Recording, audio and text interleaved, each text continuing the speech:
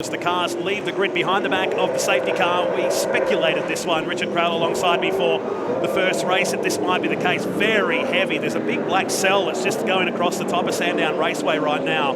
So any of that rubber that was laid down earlier today, well, goodbye. It's been washed away to the side of the circuit. But the idea now is just to start moving some of that standing water out of the way. So, Matt, if you're in the northwestern suburbs of Melbourne, up near the airport in Tullamarine, a big front is just swept across from the northwestern western side of Melbourne, and it's come across the CBD to where we are in the southeastern suburbs down near Dandenong.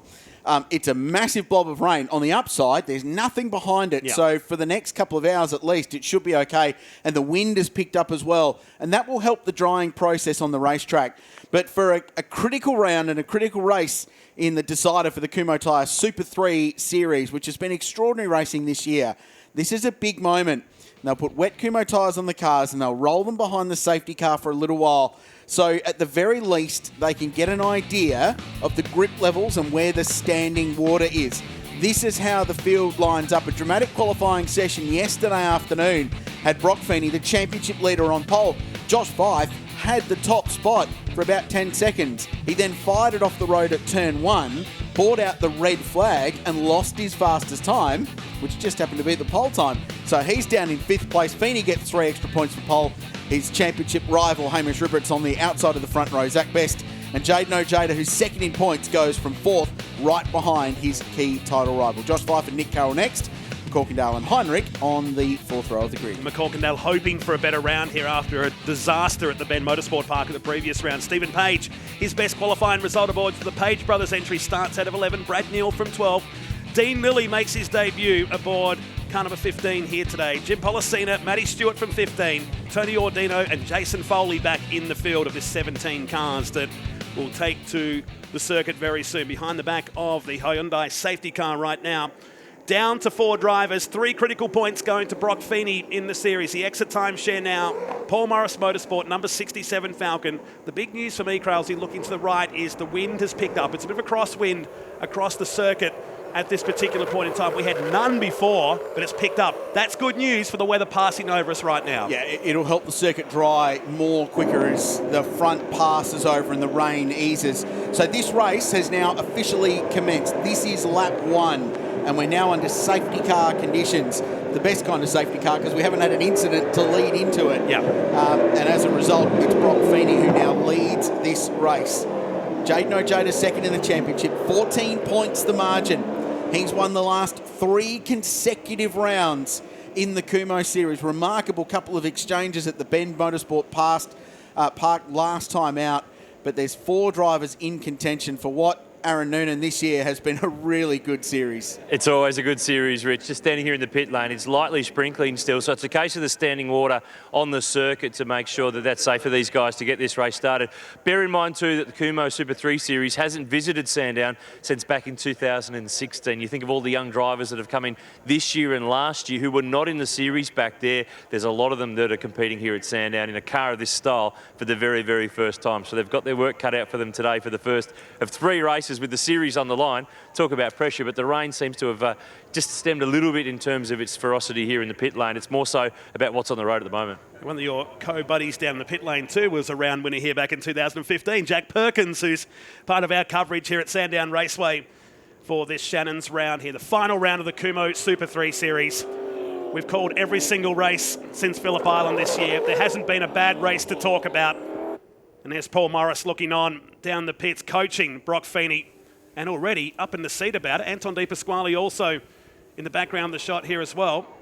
And let's see if we can get an update on there. What's going on down here? He seemed very agitated talking. Well, that'll just be Paul coaching his young charge, Brock Feeney, who's still 16 years of age through. Lights are out on the Hyundai safety car. We're going racing this time by. So they've made the call. They now know where the standing water is, and they're going to let them go. Anton De Pasquale there, supercars driver for Penrite Erebus Racing. He's driver coaching with Brock Feeney as well. A bit of motivational support, a bit of experience.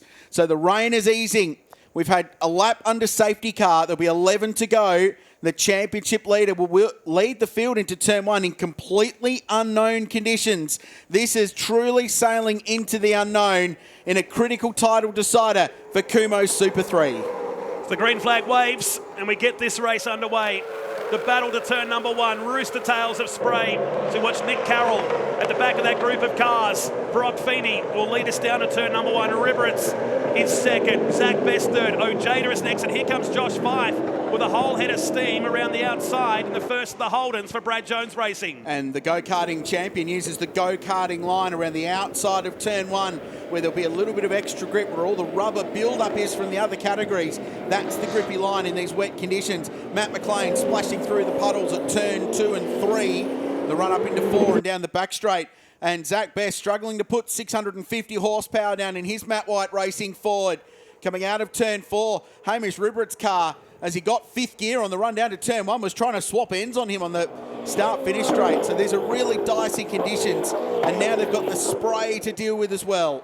It's only the second wet race of the season in Kumo Super 3. It was back at Winton earlier this year. The first one as Feeney tiptoes his way down to Dandenong Road corner. This time, Josh Fife. Oh, the door slammed shut from Jaden Ojeda. Can the juice get out of the gravel down there? He does with the tag of the wall.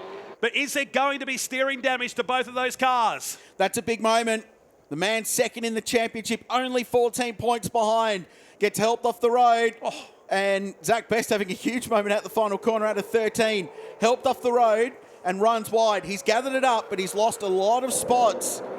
So a recovery drive now for the Anderson Motorsport driver. And yes, you bang on, Matt. Will there be any collateral damage to that car? Riverets pulls out for a better view into turn number 1. So both he and Feeney lead the field down to turn number 1. Lap 3 of 12 here, the final round of Kumo Super 3s. Everybody trying to find traction. Matt McLean runs off with the newly sponsored Iveco Trucks entry on the outside of the curb at turn number 1. These two just starting to put a bit of a margin. Tony Ordino has come into the pits while this has been going on in that Crusher Parts International Falcon, car number 4. Young Nick Carroll doing a nice job. He's running in 5th place just behind Josh Fife. Third of the Matt White Racing Fords, and back to Matt McLean. He's back in the field this weekend for Image Racing. He raced the first 2 rounds of the Super 3 Series this year. John McCorkindale next in the bright green dial before you dig car. Probably the most experienced driver in the field in these conditions. Fife goes through, back of the shot. He's third. Brad Jones Racing Commodore on the march forward. Holden yet to win a race this year in a Ford-dominated championship. He's the only Holden that's finished in the top 3 all season long. Now Ojeda down the inside of McCorkindale in a Direction Plus entry for Anderson Motorsport. He stepped into the car at the start of the season.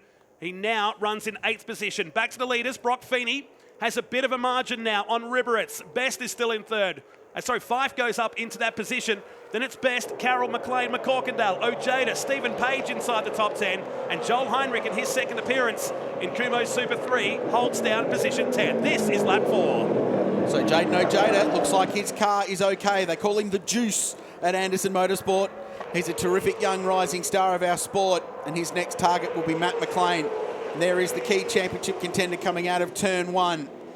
So we'll keep an eye on his progress and see if he can wheel his way up to the field, but that'll be a critical moment.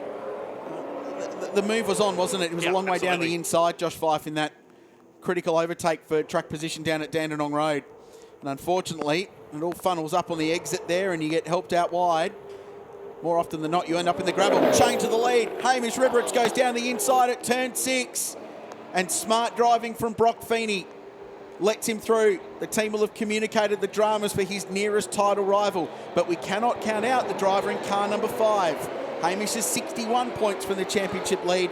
There's 140 up for grabs across 3 races. He is still very much in the title fight. This is going to go down to the final race as it did last year in the series. Fife is now suddenly in this battle pack. There he is in the Natural Gas Works entry. Car 14 for Brad Jones Racing. 3rd position at the end of lap number 4. New race leader Hamish Riberets for Matt White Motorsport leads from Brock Feeney. Fife, Best and Nick Carroll, position number 5. Josh Fife has got great car speed at the moment.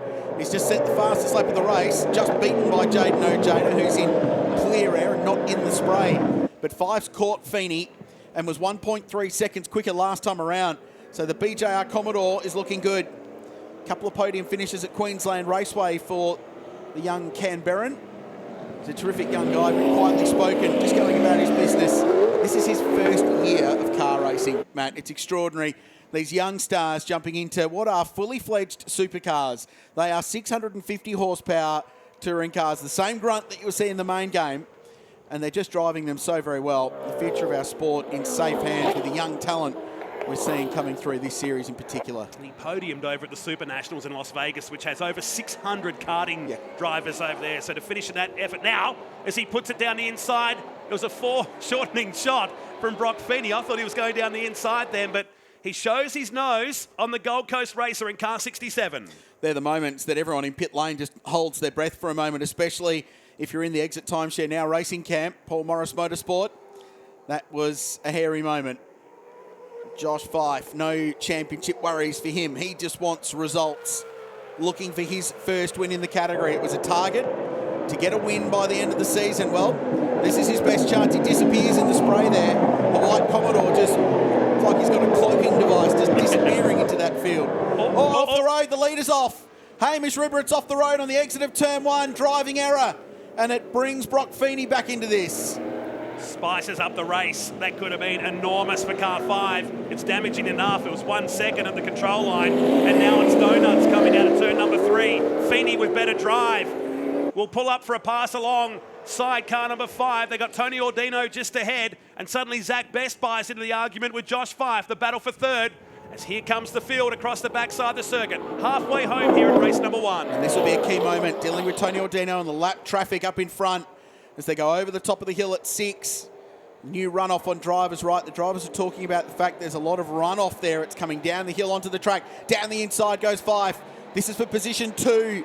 The Commodore driver goes through. He's second, and that just gives a little bit of breathing room to our race leader. So Ordino moves out of the way of the leaders. He's back on the circuit, but a couple of laps down now, and that Crusher Parts International Falcon is back to the main straight. We come to complete the 6th lap. So this is what it looked like down at turn number 1. The second car in the shop was the leader. Way too quick for the conditions for the Matt White Motorsport car, and very lucky not to lose the lead here. And 2 metres further, he's in the gravel trap. Day done, Yep. completely. And it would have ruined his weekend because this series runs a progressive grid from race 1 to 2. So where you finish this race is where you start the second. Josh Fife is on here. That car's got great speed. Zach Best has just gone wide. He's driven that thing on the lock stops all race. He feels like he's got nothing to lose. He's the 4th of the title contenders. Horrific bad luck this year. 2 rounds in a row denied at the end. He could very well have won this series earlier in the year with 2 clean swept rounds. It didn't happen. Race 3 was the bogey race for the Best Leisure Industries Falcon, the man from Benalla in Victoria.